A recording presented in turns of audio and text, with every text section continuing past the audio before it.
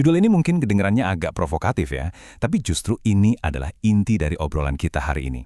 Ancaman yang sebenarnya itu bukan AI yang makin pintar, tapi manusia yang makin mahir pakai AI.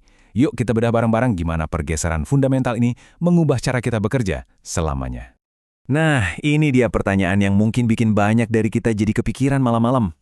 Rasa cemas ini nyata dan wajar banget. Setiap kali kita lihat AI bisa nulis, bisa ngedesain, atau bahkan ngoding, wajar kalau kita nanya, terus apa dong yang tersisa buat saya? Mari kita hadapi ketakutan ini secara langsung.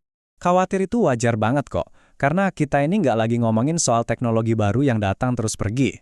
Kita ini ada di tengah-tengah sebuah pergeseran fundamental, di mana aturan main di dunia kerja lagi ditulis ulang dari nol. Nah, ini dia nih perubahan utamanya. Coba bayangin deh, dulu buat bikin aplikasi, Anda butuh bertahun-tahun belajar coding. Buat bikin desain, butuh skill software yang rumit. Tembok-tembok teknis itu sekarang lagi diruntuhin sama AI. Anda nggak lagi butuh skill teknis yang super dalam buat mewujudkan sebuah ide besar.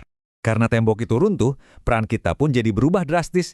Kita beralih dari yang tadinya cuma pelaksana menjadi sutradara. Maksudnya gimana tuh? Yuk kita lihat.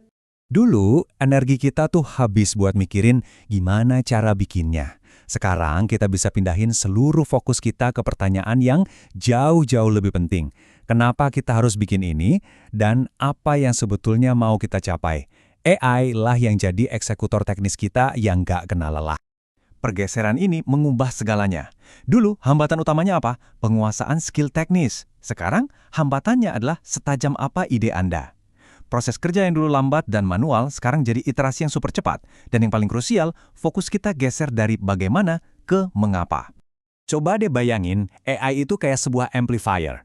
Anda kasih input kecil, sebuah ide sederhana, sebuah perintah simple, dan AI akan memperbesarnya jadi output yang masif.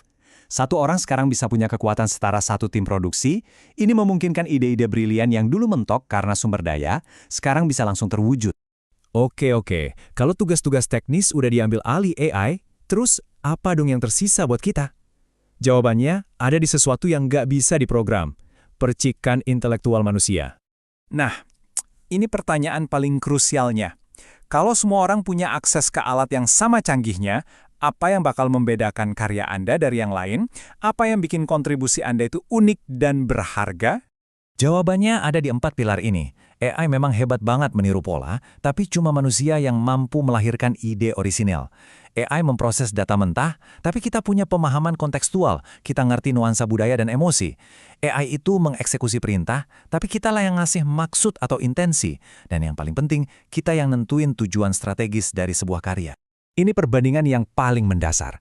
Anggap aja AI itu nyediain badan dari sebuah karya. Strukturnya, datanya, tata bahasanya. Tapi manusialah yang ngasih ruhnya, karakternya, visi strategisnya, dan sentuhan emosi yang otentik.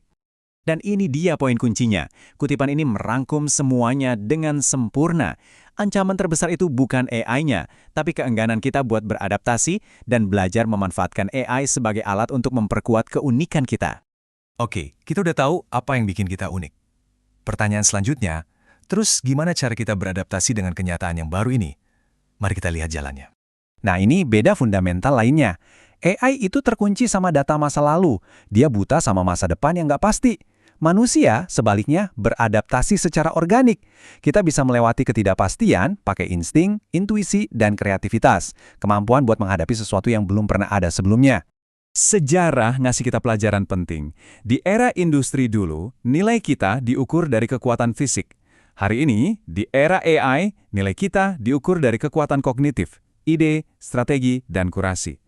Artinya, adaptasi itu bukan lagi soal ikut pelatihan skill sekali 2 kali, tapi soal reskilling kognitif, mengasah kemampuan berpikir kita terus-menerus. Dan ini bukan lagi cuma teori loh. Di Indonesia aja, kebutuhan talenta di bidang mesin learning dan manajemen data itu diprediksi mencapai 9 juta orang pada tahun 2030. Angka ini bukti nyata. Masa depan pekerjaan itu tentang kecakapan intelektual bukan lagi kekuatan otot. Permintaannya udah ada di depan mata kita. Jadi apa dong kesimpulannya? Masa depan yang kita tuju ini bukanlah masa depan yang suram. Justru sebaliknya. Ini adalah sebuah era dengan potensi kreatif yang belum pernah kita bayangkan sebelumnya. Dengan runtuhnya tembok pembatas teknis, setiap orang sekarang punya potensi jadi kreator. Batasan kita bukan lagi skill coding atau jago pakai software, tapi cuma imajinasi kita sendiri. Ini adalah demokratisasi kreativitas dalam skala yang belum pernah kita lihat sebelumnya. Jadi, melek huruf di masa depan itu bukan lagi sekedar bisa membaca dan menulis. Literasi yang baru adalah kemampuan buat menangkap imajinasi liar Anda, ide-ide paling gila sekalipun, dan menerjemahkannya menjadi perintah yang jelas dan visi yang strategis untuk dieksekusi oleh AI. Nah, ini dia sinergi masa depan. Peran kita, nentuin apa dan mengapa. Peran AI, ngeksekusi bagaimana. Di dunia yang dibanjiri jawaban oleh AI, keunggulan terbesar kita adalah kemampuan buat ngajuin pertanyaan yang tepat. Itulah cara kita tetap memegang kendali. Pada akhirnya, begini cara kita seharusnya melihat AI, bukan sebagai kompetitor, tapi sebagai alat. Sebuah kanvas kosong yang paling canggih. Kekuatannya baru akan muncul saat kita, dengan imajinasi dan tujuan kita, mulai melukis di atasnya. Jadi, saya mau tinggalkan Anda dengan pertanyaan ini. AI siap memberikan jutaan jawaban teknis dalam hitungan detik. Tapi pertanyaan yang paling penting, pertanyaan tentang tujuan, makna, dan arah, itu harus datang dari Anda. Siapkah Anda untuk menjadi sang penanya?